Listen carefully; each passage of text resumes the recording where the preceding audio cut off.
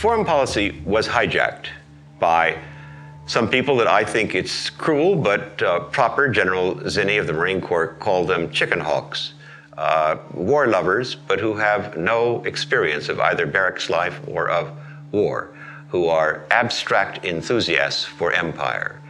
How many of these men, who are the neocon intellectuals, avoided military service when they had the chance, or when they were of draft age? They avoided it, but yet, of course, they're willing to send, blue-collar men, white working class, and men of color from the poor and working classes off to kill and die for their imperial ambitions. But they're sitting in their Tony offices in Washington and New York. I'm an American first and foremost.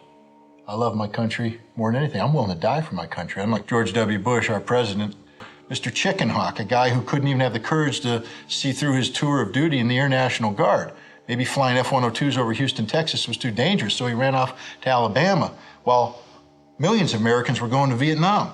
And he has an administration chock full of these so-called heroes, people who didn't have the courage to defend their country in a time of unpopular war, and yet today they've got us engaged in another unpopular war, and they're asking other people to go out there and do things. We call them chicken hawks because none of them served in the military. They didn't wear a uniform, they all had other things to do. None of their children serve in the military. So this is a double chicken hawk whammy here, because George Bush's daughters don't wear a uniform. It's funny, he says, my daughter's the same age as Jessica Lynch. Yeah, but there's a big difference. Jessica Lynch wore a uniform and did what you guys told him to do. You say you're the leader of the free world because you have military experience, and we find out you've been AWOL. You didn't really show up. There are holes even in the stories you put forth in the media now to suggest I was there. Look, I have memories of it. I remember that I was there. There isn't anyone who can stand up and say, I served with George W. Bush. These records ought to have been noted by his commanding officers. Some of his officers don't recall ever seeing him. That's a simple question. How about a simple answer? Bush was a draft dodger. Not only that, he was AWOL. In fact, he was a deserter, because if it's longer than 30 days, you're a deserter. The guy was actually a deserter in wartime. If it had been Clinton, they would have just crucified him on the White House lawn. I was in Iraq when George Bush made the comment when he was talking about Iraqi attacks on U.S. soldiers, and he said, bring them on. There are some who feel like that, the conditions are such that they can attack us there. My answer is bring them on. And you should have seen the reaction among the troops when they heard that. They started saying, bring on the attacks. We're the ones who are out here on the streets doing patrol that are the targets. How could he be saying that? This can only be coming from people who never fought. He can dress himself up all he wants in this military gear and show up on aircrafts and present himself with a turkey in front of the troops. This guy never fought a war. He's not qualified to speak of himself as macho, but he's shrewd enough to know that those working males out there are very angry, and that if he presents himself as macho, as he did, of course, with that ridiculous flight in the back seat of that fast plane to land on the carrier in full combat gear, if he presents himself that way, they'll buy it. They'll buy it because they need it. Recent AP poll showed Mr. Bush leading his Democratic opponent, John Kerry, by almost 20% when it comes to white men. On his visit to Ground Zero a few days after the catastrophe, he took the bullhorn and stood alongside some of the rescue workers and basically did the one thing he has always been undeniably good at, which is cheerleading. He was a cheerleader at Phillips Andover, actually, and very good at it. But this is the culture of TV, where the press really only cares about and only responds to televisual performance. And at a moment where everybody wanted a big daddy, Bush did well enough to allow the press to marvel at his aplomb, at his stature, and it became a kind of self-fulfilling prophecy.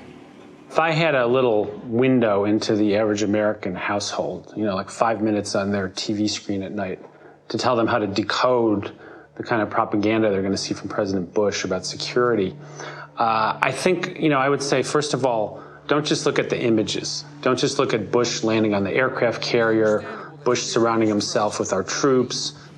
Hooah! Semper Fi. They want him to look tough. They want him to look strong. In fact, even on Earth Day, the image they chose was him with an axe in his hand, clearing trails in the Adirondacks. So, his administration is so dripping with testosterone that even to celebrate Earth Day, the guy's got to have a weapon in his hand. They lose no opportunity to take pictures of Bush on the ranch, outdoors, not sitting at a desk, wearing, reading glasses and having, intellectual conversations, but out walking, clearing brush, sitting on the back of a pickup truck. Those images are plentiful, and that's not an accident. That's how they've understood Bush's popularity, is he is the rugged individualist. He is the cowboy. The Republicans have ingeniously, created this sense that this is about real men. They don't have the guts. I call them girly men. They should go back to the... It's time for real men to step to the plate. Now, enough of this namby-pamby, because George W. represents the reborn American male. In 1992, James Carville hung up a sign in the Clinton campaign headquarters that said, "It's the economy, stupid," which became a famous slogan of the 92 campaign. Well, in 2004, the Democrats need to hang up a sign that says, "It's the masculinity, stupid." Bush's propagandists have been masterful at crafting a certain image for him, actually based to some extent on his weaknesses. He's not a guy who was born in Connecticut and was a legacy admission to Phillips Andover and Yale. He's not a guy who has the Queen of England as a cousin. He's not a guy from a fabulously wealthy family. None of that is the case. He's just Will Rogers. He's just a regular guy, and when he messes up the language, it proves he's just like you and me. I don't understand the emotionality of the death penalty. U.S. Daily's story about subliminal messages. Reduced power plant emissions. First time we may be completely certain he has nuclear weapons. Some accuse us both of not being able to speak the language. That's quite brilliant, is to make Bush out to be a kind of Jacksonian figure, kind of natural leader from the wilds, President Bush and his colleagues talk about a certain America to defend their policies. They think America still is back in the 19th century, where the tough guys can take out one another in an open combat, man against man, high noon on Main Street with Gary Cooper, being played by President Bush. I want justice. And there's an old poster out west, as I recall, that said, "Wanted, dead or alive."